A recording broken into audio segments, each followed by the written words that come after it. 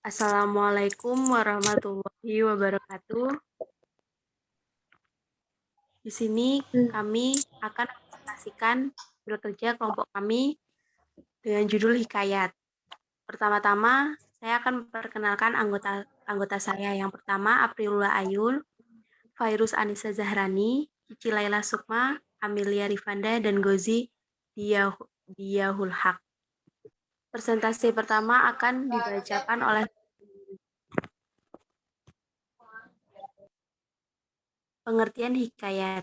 Hikayat merupakan salah satu karya sastra lama yang berbentuk prosa yang di dalamnya mengisikan tentang kehidupan dari keluarga istana, kaum bangsawan, atau orang-orang ternama dengan segala kehebatannya, kesaktian, ataupun kepahlawanannya.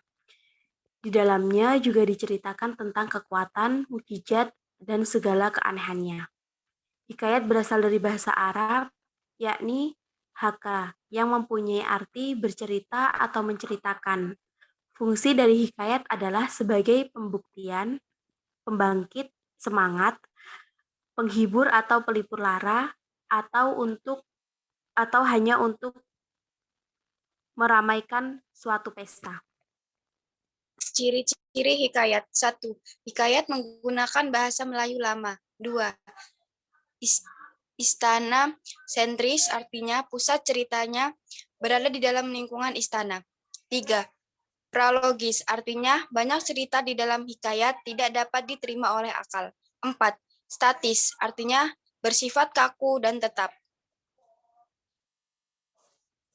6. Anonim, artinya tidak jelas siapa yang mengarang hikayat tersebut. 7. Hikayat menggunakan kata akrais, yakni kata-kata yang saat ini sudah tidak lazim digunakan seperti syahdan dan sebermula. Jenis-jenis hikayat.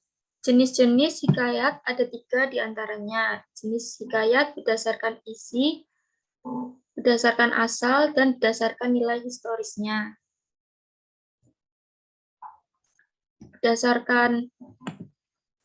Berdasarkan isinya, hikayat dapat digolongkan ke dalam 3 jenis, yaitu sebagai berikut. Jenis rekaan, misalnya hikayat Malim Dewa. Jenis sejarah, misalnya hikayat Hang Tuan, Hang Raja-Raja, Pasai, dan lain sebagainya. Jenis biografi, misalnya hikayat Abdullah, hikayat Sultan Ibrahim bin Adam, dan lain sebagainya.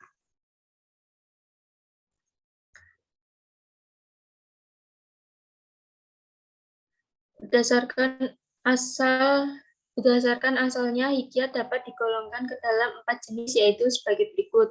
Pengaruh Melayu asli, misalnya hikayat Indra Bangsawan, hikayat Si Miskin, dan lain sebagainya. Pengaruh Jawa, misalnya hikayat Indra Jaya dan hikayat Panji Semirang. Pengaruh Hindia, misalnya hikayat Sri Rahma dan hikayat Sang Boma. Pengaruh Arab Persia, misalnya hikayat 1001 Malam, dan lain sebagainya.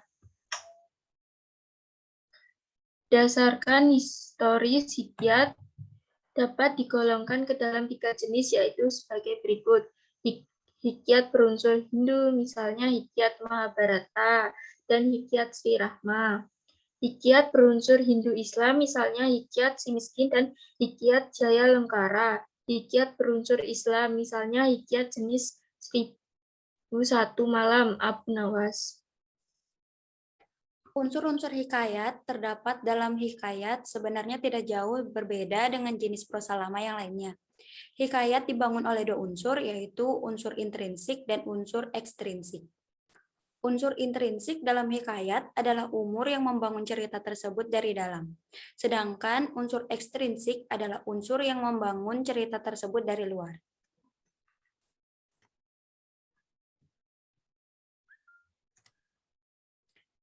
Berikut adalah unsur-unsur intrinsik yang membangun sebuah hikayat. Yang pertama itu tema. Tema yaitu gagasan yang mendasari sebuah cerita. Yang kedua latar. Latar adalah tempat, waktu, dan suasana yang tergambar dalam suatu cerita. Yang ketiga alur. Alur yaitu jalinan peristiwa dalam sebuah cerita. Yang keempat amanat. Amanat adalah suatu pesan yang disampaikan oleh pengarang. Yang kelima itu tokoh. Tokoh yaitu pemeran dalam sebuah cerita, penokohan merupakan penggambaran watak seorang tokoh. Yang terakhir sudut pandang. Sudut pandang yaitu pusat pengisahan di mana suatu cerita dikisahkan oleh si pencerita.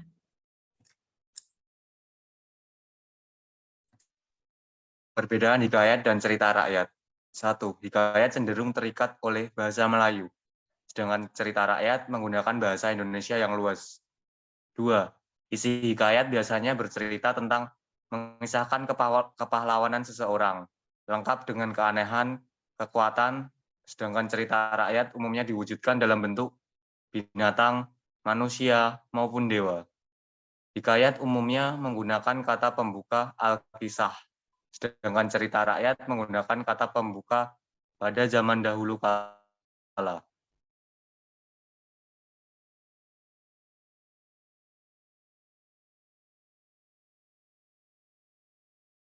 4. Hikayat biasanya menggunakan kata penghubung maka, syahibul hikayat, syah, dan pada itu, dan lain-lain. Sedangkan cerita rakyat menggunakan kata penghubung, kemudian, selanjutnya, begitu pula, dan sebagainya. 5. Hikayat biasanya mengalami beberapa klimaks, sedangkan cerita rakyat biasanya dimulai dari tahap pengenalan, konflik, klimaks, dan penyelesaian. 6. Dilandasi oleh adanya unsur cerita dongeng, maka hikayat berkesan rekaan, berkembang dari mulut ke mulut. Nah, itu tadi presentasi dari kami tentang hikayat. Mohon maaf jika ada salah kata atau yang tidak berkenan di hati teman-teman sekalian. Saya mohon maaf. Kami akhiri. Wassalamualaikum warahmatullahi wabarakatuh. Waalaikumsalam.